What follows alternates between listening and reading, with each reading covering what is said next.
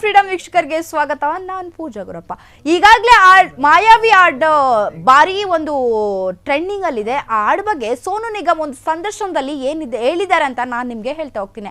ಈ ಹಾಡನ್ನು ನಾನು ಆಡಬೇಕು ಅಂತ ಬೇಸರ ಮಾಡಿಕೊಂಡ ಸೋನು ನಿಗಮ್ ಸಲೀಂ ಮರ್ಚೆಂಟ್ ಅವರಿಗೆ ಸೋನು ನಿಗಮ್ ಸಂದರ್ಶನ ನೀಡಿದ್ದಾರೆ. ಆ ಸಂದರ್ಶನದಲ್ಲಿ ಸಲೀಂ ಅವರು ಸೋನು ನಿಗಮ್ ಅವರಿಗೆ ಒಂದು ಪ್ರಶ್ನೆ ಕೂಡ ಇಟ್ಟಿದ್ರು. ಒಂದು ಹಾಡನ್ನು ನೀವು ಆಡಿಲ್ಲ ಮತ್ತು ಆ ಹಾಡನ್ನು ನಿಮ್ಗೆ ಆಡ್ಬೇಕು ಎಂದು ಯಾವಾಗ್ಲೂ ಅನಿಸ್ತಿರುತ್ತೆ, ಆ ಹಾಡು ಯಾವುದು ಅಂತ ಕೇಳಿದ್ದಾರೆ.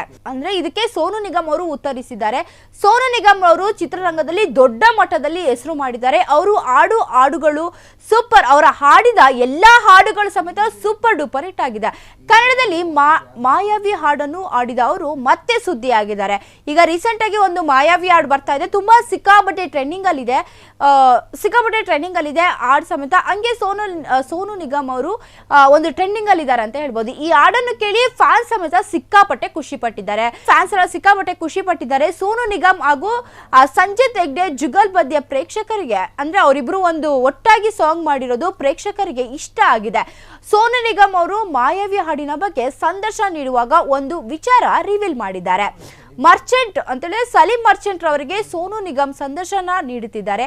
ಈ ಸಂದರ್ಶನದಲ್ಲಿ ಸೋನು ನಿಗಮ್ ರವರು ನಿಮಗೆ ಒಂದು ಪ್ರಶ್ನೆ ಇಟ್ಟಿದ್ರು ಅಂತ ಹೇಳಿದ್ರೆ, ಅವಾಗ ಹೇಳ್ದಂಗೆ ಅವ್ರಿಗೊಂದು ಪ್ರಶ್ನೆ ಇಟ್ಟಿದ್ದಾರೆ.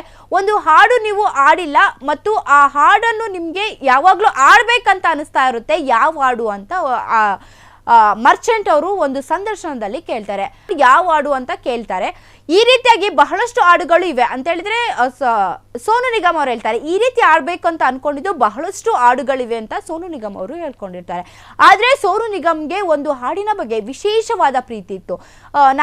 ನನ್ಗೂ ಸಾಕಷ್ಟು ಈ ಹಾಡನ್ನ ಹಾಡ್ಬೇಕು ಅಂತ ಇತ್ತು ನನ್ನ ಮನಸ್ಸಲ್ಲಿ. ಅದರಲ್ಲಿ ಸೋನು ನಿಗಮ್ ಅವರಿಗೆ ಒಂದು ಹಾಡಿನ ಬಗ್ಗೆ ವಿಶೇಷವಾದ ಪ್ರೀತಿ ಇದೆ. ಸೋನು ನಿಗಮ್ ಒಂದು ಹಾಡಿನ ಬಗ್ಗೆ ವಿಶೇಷವಾದ ಪ್ರೀತಿ ಇಟ್ಕೊಂಡಿದ್ರು. ಹಾಡಿನ ಬಗ್ಗೆ ಕೇಳಿಕೊಂಡಾದಾಗ ಖುದ್ದ ಜಾಣೆ ಇದು ನನ್ನ ಫೇವ್ರೆಟ್ ಹಾಡು. ಅಂದ್ರೆ ಖುದ್ದ ಜಾಣೆ ಒಂದು ಹಾಡು ನೀವು ಕೇಳಿರ್ತೀರ ಆಲ್ಮೋಸ್ಟ್. ಇದು ಅವ್ರದ್ದು ಫೇವ್ರೆಟ್ ಹಾಡು ಆಗಿತ್ತು.